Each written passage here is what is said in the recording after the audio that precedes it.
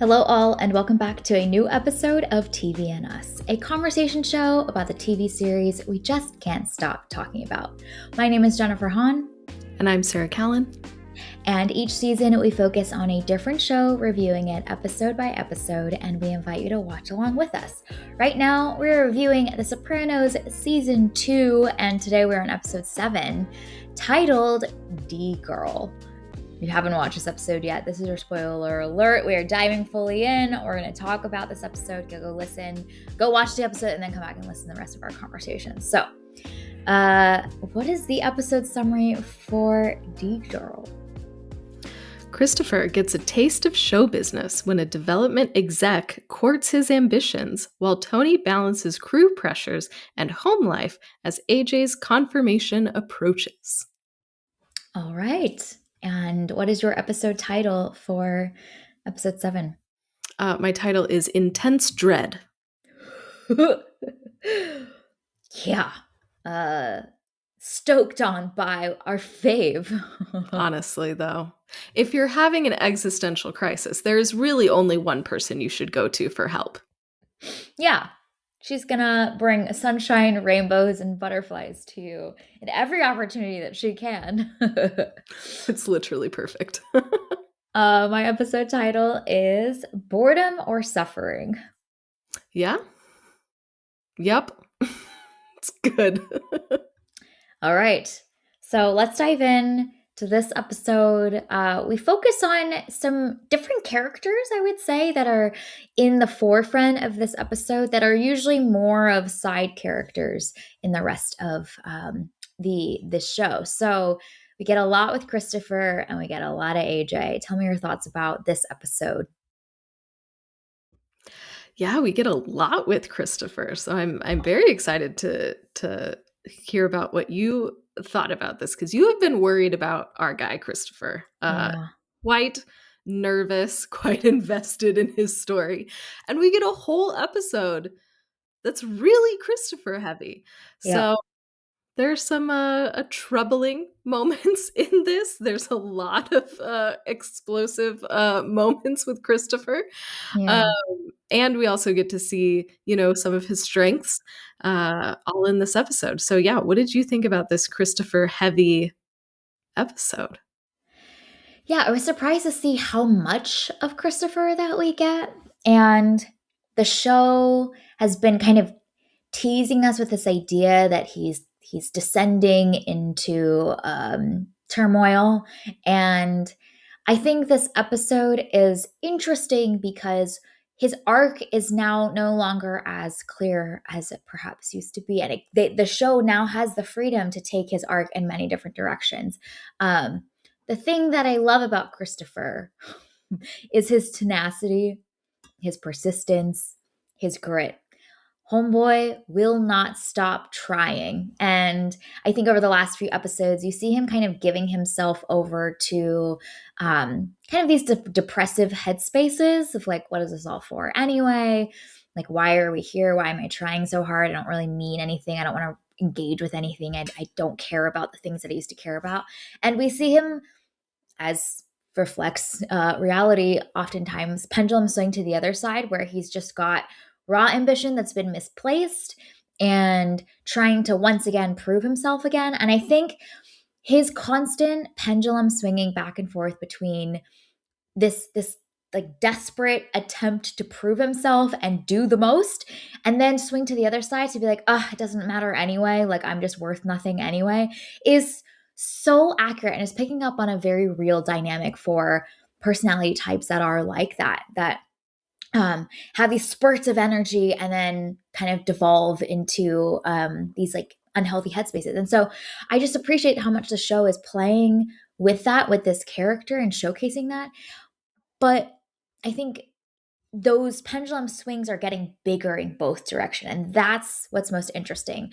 And another show might just have Christopher like linear negative slope down into chaos and into this really unhealthy place. But The Sopranos isn't like that. He's pendulum swinging back and forth, and the unhealthy poles are getting more and more extreme. And I think that is a fascinating choice that this episode 7 makes for Christopher's character arc. It's actually not a linear character arc, but more of this like whooshing back and forth and bigger swings on both sides of the unhealthy spectrum. And we see how those choices are really endangering Christopher and his, I mean, his life, Yeah. and seeing that his wanting to write a screenplay and wanting to do this whole like Hollywood thing.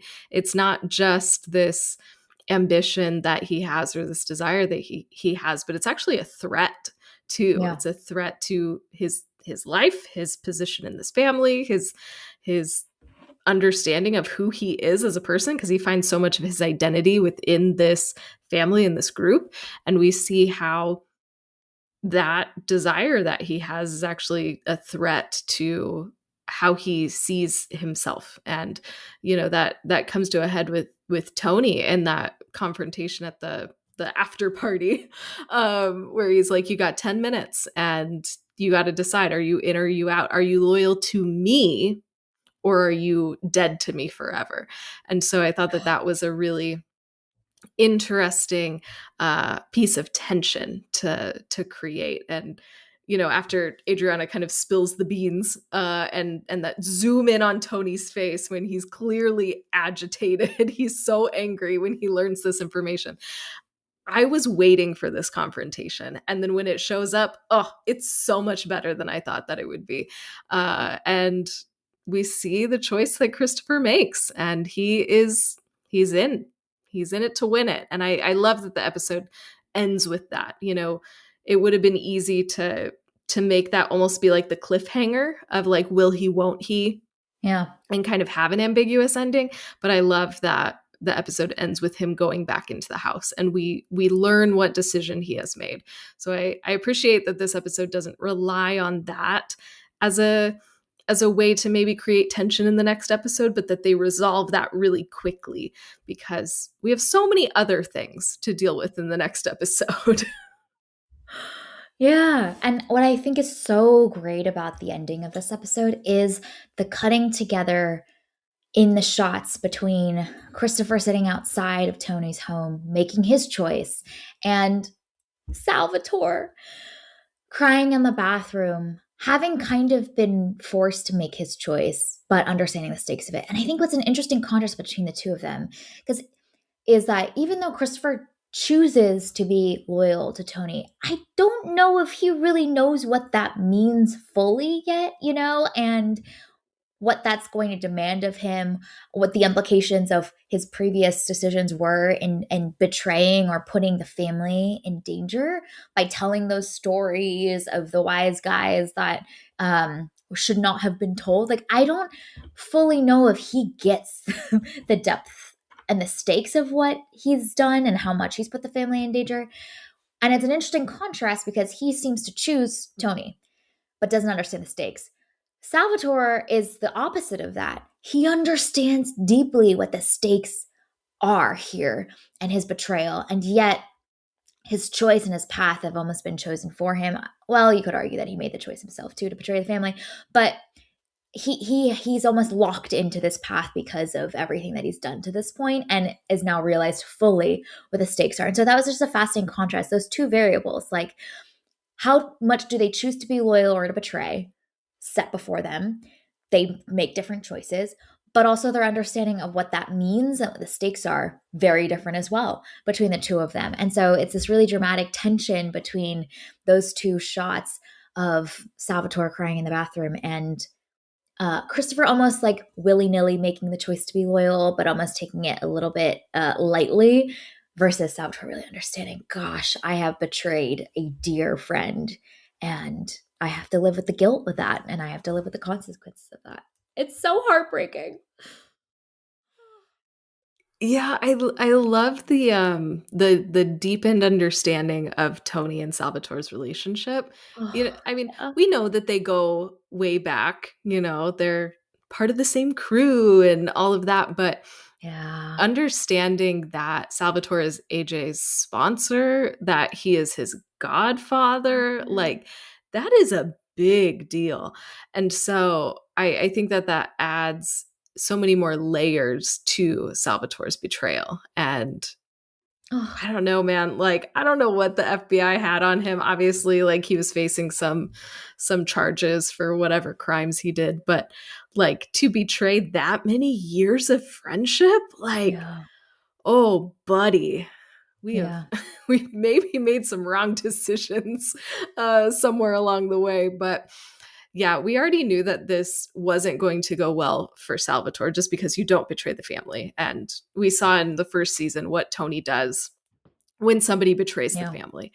Um, Now we have betraying the family, and on top of that, a personal betrayal of, decades of friendship. uh, we already knew this was going to go bad for Salvatore. It's going to be so much worse than I thought it was going to be. Yeah. I'm not ready. I'm pre-stressed for when that moment comes. We are also like Roman Roy pre-mourning the Yes, fallout between these two absolutely. I'm friends. pre-grieving. And I think it's an interesting emotional shift for Salvatore's character from what we've seen in previous episodes, where there's been more of that bitterness, the frustration, the anger of not being appreciated, not being seen by Tony, and all the years that he put into the crew. Like there's a feeling of a false sense of justice, or like, you know what, I had to protect myself anyway. And you see that that has shifted now. He really feels terrible about this, and the remorse, the guilt is all catching up to him in this final scene. And I think it makes for a more interesting potential next like steps in the story arc that we're going to see from Salvatore. Maybe, I don't know, but he is starting to get frustrated in this episode with the pressures that the feds are putting on him. And I wonder if he's going to go back on his choice. Like, okay, he's sold out a little bit, but the guilt and that years of friendship, like, will that make him change course? Like he doesn't have to continue to wear the wiretaps and continue to give more information that would incriminate Tony. The betrayal might still feel as weighty for Tony when that comes to light, but there might be something here for Salvatore as like a redemption for himself and his own conviction of like, I started down this path, but I changed my path and I decided not to fully betray you to the point where it really puts you in danger. I thought that that scene where he was talking to AJ and giving him the hug, I thought that was his way to try and like sabotage that session's wiretap setup. I thought he like that big hug and whatnot. I thought was him trying to like mess with the wire so that they get, I don't know, muffled or it gets disconnected in some way. So I'm like, can we see The Departed essentially? Like, can Salvatore be a reverse mole somehow and constantly sabotaging every attempt from the FBI? And that again drags out and like pushes down the confrontation, but will still be a bad fallout between him and Tony. But makes for some more interesting storytelling. Like, what will he do next? You know, he might change course entirely. Yeah, will he become a double agent, you know? Like Yes. that would be honestly, that would be a choice, but that should have been your like first move though. I Like, know. but we'll see. We'll see what he chooses, but I think you're right that this choice adds so much, or this revelation about Salvatore makes his choices all the more interesting. This wasn't there's more complicated emotions and more complicated motivations to this than we maybe Yeah. initially thought. Yeah. And so I'm very curious to see where they are going to take this story. We know it Yeah. will end badly. We just don't know the path that we're going to take to get there because there's still quite a few episodes left in this season. We're only at about the halfway point. So Mhm. that's a lot more story to tell and a lot more runway for betrayals to be found out and for actions to be taken. Mhm. Mhm. And also is the exclamation point, the thesis for who Salvatore's character is, which I think is significant as well for what the show wants to say. Like, if he changes course, the show is showcasing that, gosh, that connection, that relationship was worth something and is worth something, and all of our human relationships like will cause us to do the right thing ultimately in the end of the day. He can leave the show somehow or still be around, I don't know, but with his head held high, and that's such an interesting uh thesis to make for the show around what his character's ultimate like choice will be versus him choosing the path of self-protection. And what does that say about human nature of like, despite years of friendship, it doesn't matter because that self-protective, self-centered instinct will always kick in us. Very different thesis of the show to make, and how will maybe Salvatore's choice also contrast some of the other characters? Will Junior sell out? Will other characters sell out? And like why some characters chose to be self-sacrificing and some chose to be in self-preservation. It's all part of the kind of the fabric of what the show's trying to say, which I think will be interesting to see. I hope that we get a I hope Salvatore leaves the show with his head held high.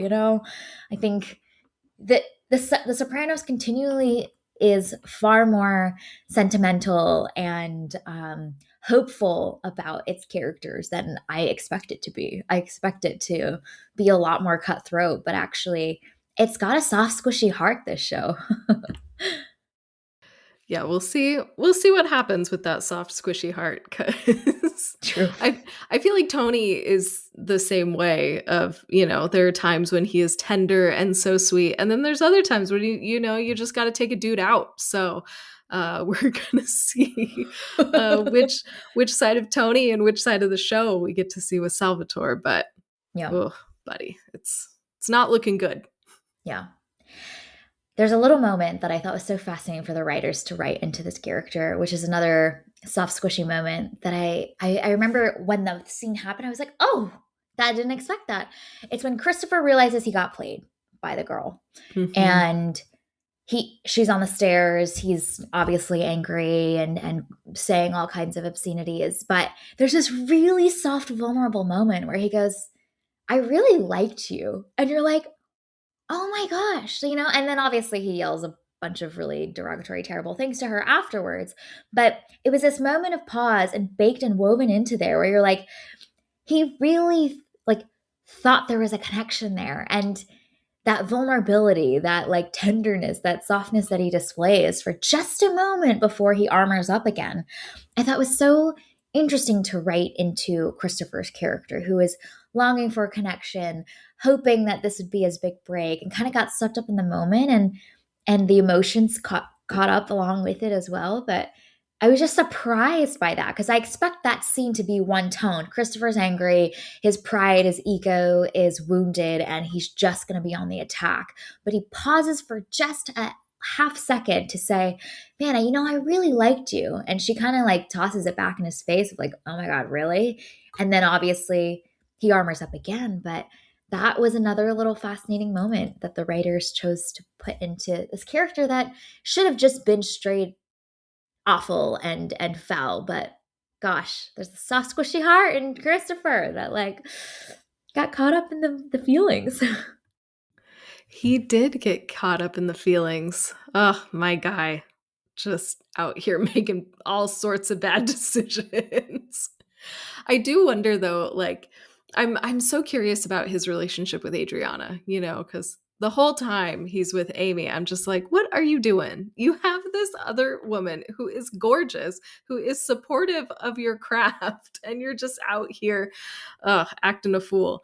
So I'm very curious about their relationship. And in this episode, obviously they float the whole marriage idea, and Christopher loses his absolute mind at that idea. So I'm curious to see how long this relationship will continue to go on. How much is Adriana going to put up with? Because man, Christopher is, like we've talked about, that pendulum swinging, and she is just here throughout all of it. So what is this going to do to that relationship? How or are they going to move forward? I think that's going to be a really interesting piece because she is almost like a grounding agent for him in a lot of ways, and helps him and supports him and encourages him and gives him that connection that he's looking for. But he doesn't recognize it as that. He doesn't appreciate it as that. So I'm just so curious what they're going to do with that, cuz oof. I don't know where we're going with Christopher, but it's going to be a rocky ride, that's for sure. Yeah, yeah. As a woman watching this episode, seeing how much Adriana absorbs, tries again and again and again, and she's so good for it. Like she really believes in him. It's very sweet. It's so endearing. She sees all of the potential that we see in him as the audience, and we're like, yes.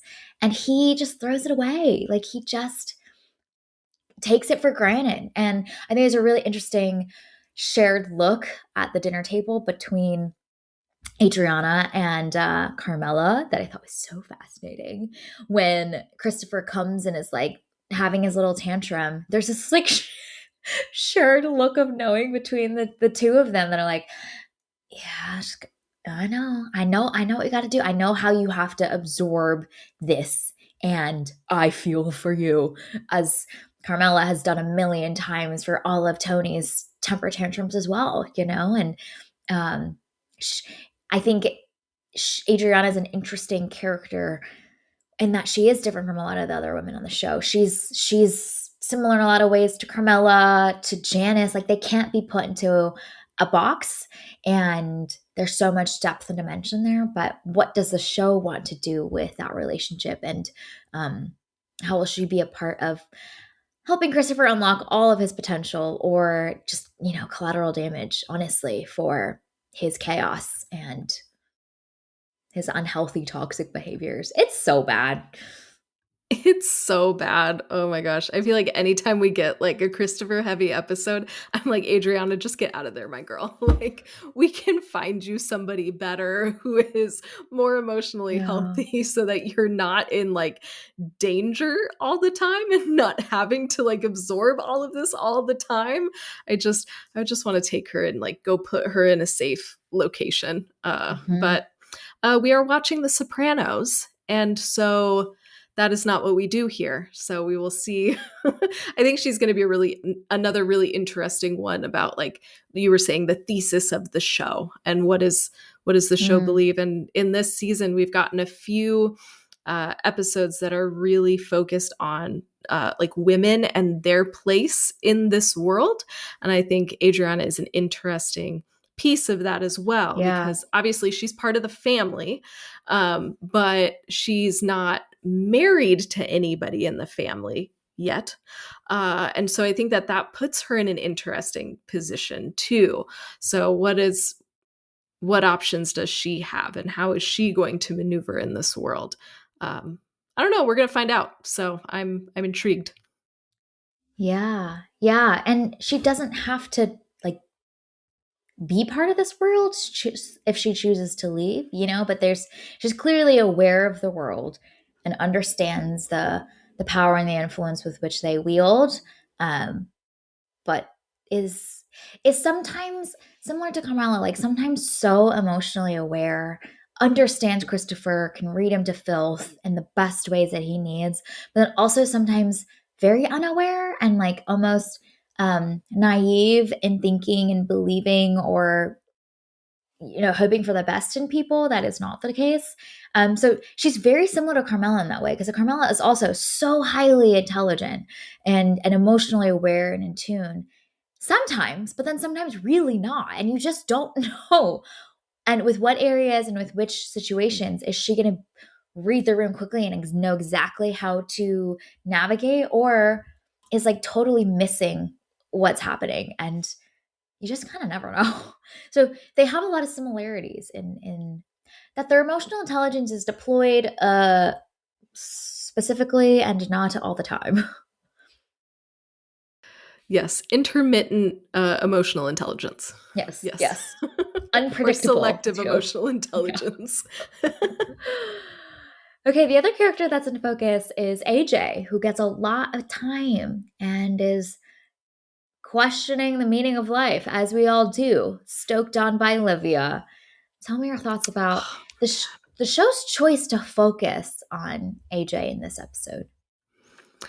I do think it's interesting that we get this existential dread business and like the meaning of life and all of that. Yeah. Um, at this point in the season, because we've learned, obviously, Tony and his bouts with anxiety and depression, we learned that his dad also had these panic attack episodes.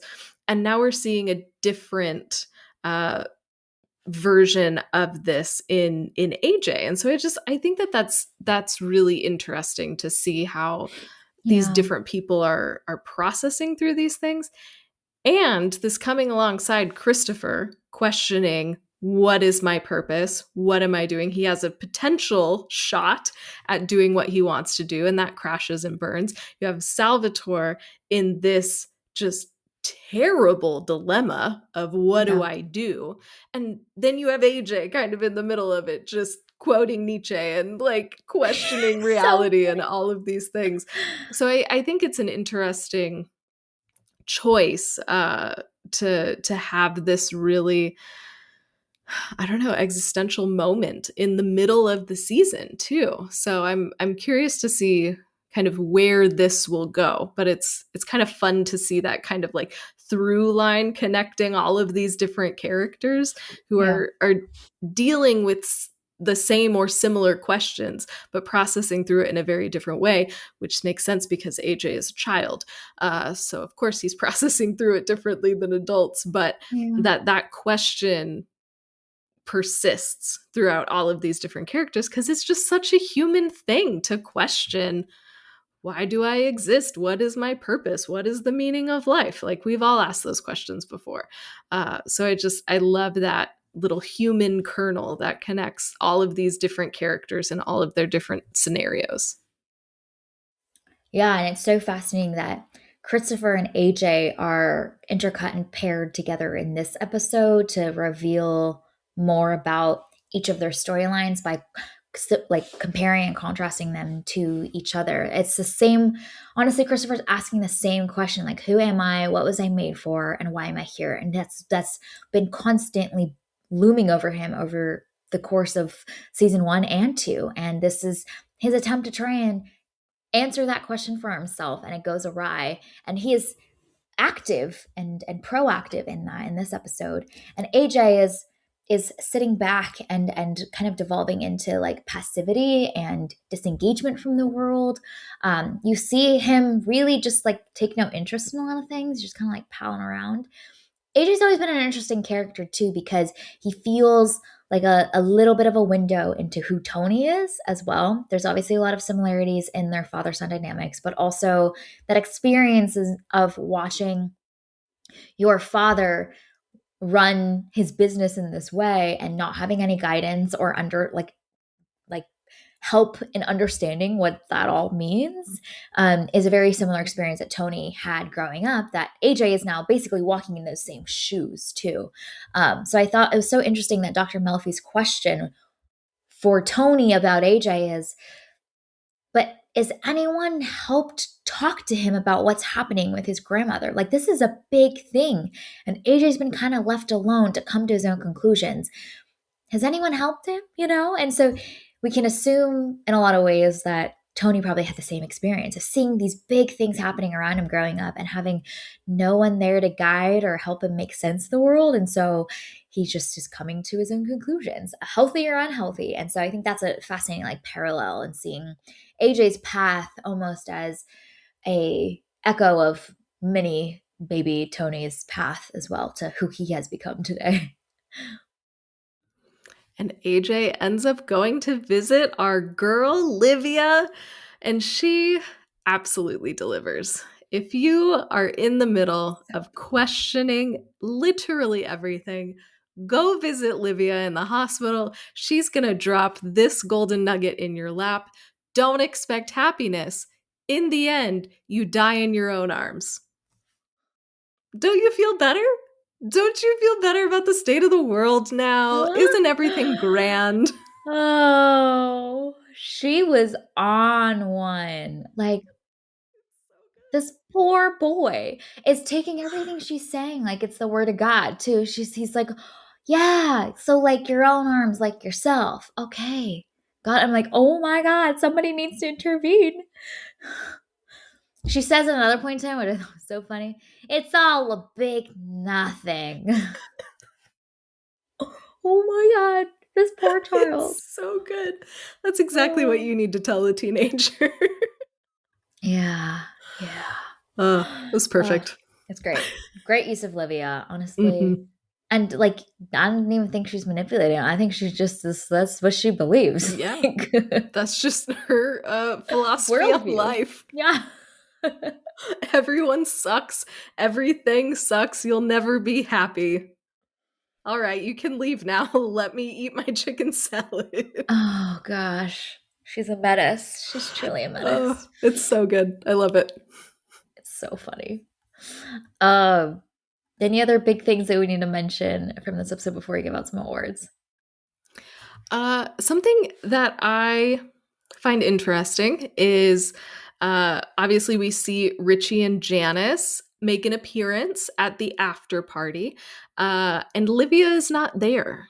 And so we know that Tony Yeah. has banned her from the house. So I'm just curious if Livia went to the church and then was taken to back to the hospital and only Richie and Janice came to the after party, or did Livia just forego the entire thing? But I do find it interesting that they are either way respecting Tony's boundary of do not bring Livia in this house. She is not allowed here. She is dead to me. She is dead to this house. And so I found that really interesting. And then the other Good. thing is, and one of the characters even comments on it, is Janice is going by Janice again. And we'll see where that goes and Yeah. what that means. But she is choosing Janice again. So we'll Hmm. see. We'll It's a see great what observation. else is going on with her. Yeah, yeah. What life has she lived Mm-hmm. that is a surprise to the people that have known her for her entire life. Yeah. Mm-hmm. Yep. Great observation. Yeah, that's a good one. We shall see. Okay, TVNS Awards. The first category is most family oriented. What is your choice for this one? I mean, we did just talk about it. I gotta give it to Livia for telling a child, don't expect happiness. Yikes. That's so rough. It's so That's rough. so rough. Like, there's something in there that is like a shadow of something that's true, which is that like not Yes. everything is happy, but it's a little bit, we've swung too much to the other side. My gosh. Like, it is healthy for kids to know that it's not going to be happy all the time, but that's a Don't expect message. happiness. You will die alone in your arms. It's so bad. Sage It's life advice terrible. from Livia. So depressed after hearing that. Jeez. Uh, my choice for this award is AJ for going to his confirmation to make his mother happy. Yep. Doing his familial duties. Taking one for the team. Good job, my guy. I love when Carmela's just going off and she's just like, can you be a good Catholic for like 15 minutes? Like, gosh, the bar is so low. She's so funny in this episode. Oh my gosh, so funny. She's I so think good. that's something that I'm constantly surprised by with The Sopranos is just how funny it is. It'll be this like dramatic moment and like people are just dropping hilarious lines in the middle of it. It's great. Yeah, it's so good. Most explosive moment. What is your choice for this one? I want to give it to when Adriana spills the beans to Tony about Christopher's script, and that zoom in on his face is so terrifying. Yep. It's so good. It's also really satisfying too. Mm-hmm.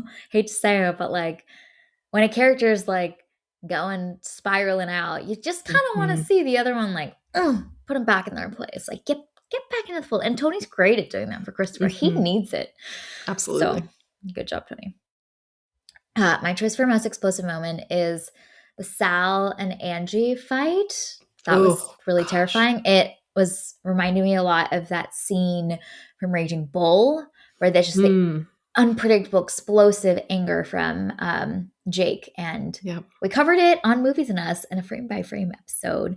So go check that out. But yeah, that's a great one. Terrifying. Double meaning Absolutely. dialogue. What's your choice for this one?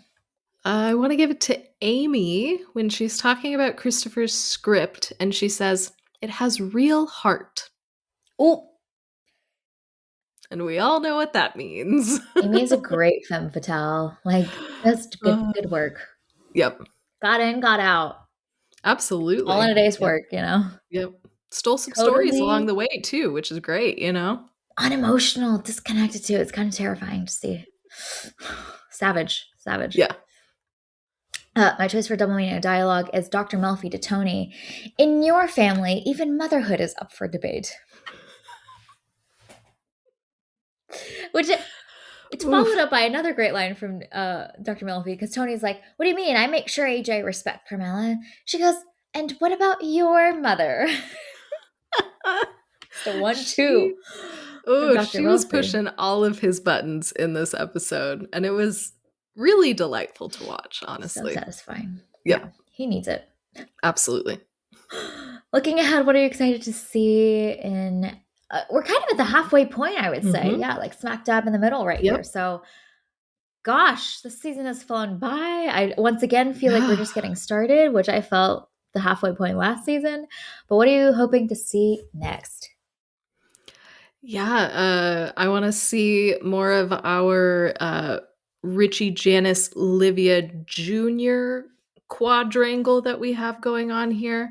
More Furio, honestly. Those episodes that he was in, he was terrifying, but also kind of electric. So, like, what other chaos shall be introduced by Furio? I don't know, but I'm here for it. Rise of Carmela, always. Yes. Yeah, I think those are the big ones. We didn't see Junior at all in this episode, so I'm ready to get back to more like business scheming, that whole thing, like the Junior Tony rivalry. Like I'm ready for that again. We've done a lot of good family stuff. I've enjoyed it. I would like to do a little more business scheming happening. That would be lovely. Yep. That was my big one, is I would like to see Junior and Richie come up with a really juicy scheme.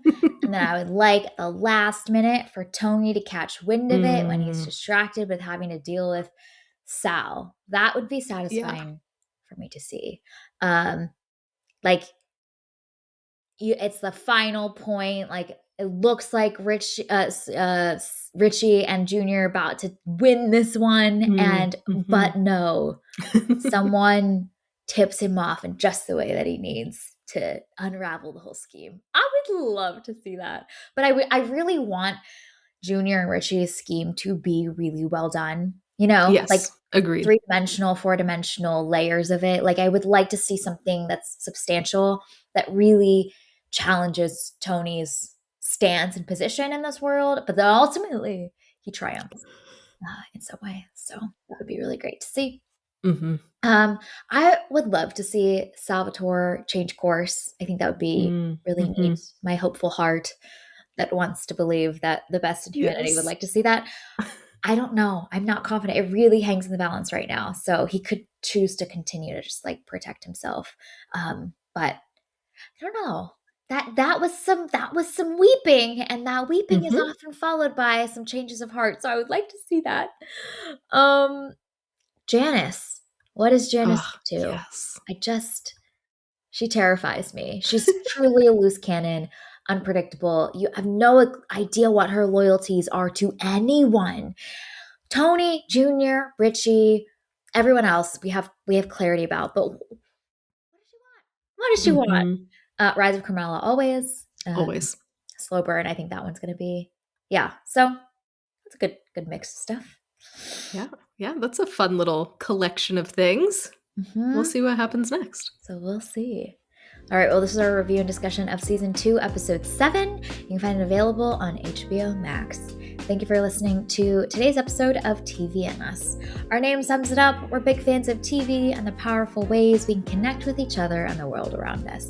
This podcast is about all of us and our shared stories, so everyone is welcome here, and we're so glad you spent time with us today as we continue our journey through The Sopranos Season 2.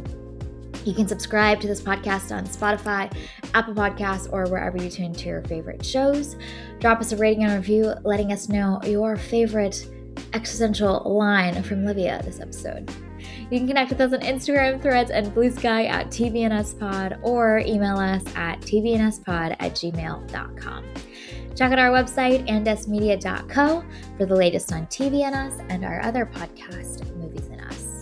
We are a part of the Movie Archer podcast network, so check out moviearcher.com to learn more. We'll be back soon to discuss episode 8 as tensions rise, the drama continues to boil over, and how will it all unfold? We hope you have an amazing week, and we'll talk again with y'all very soon.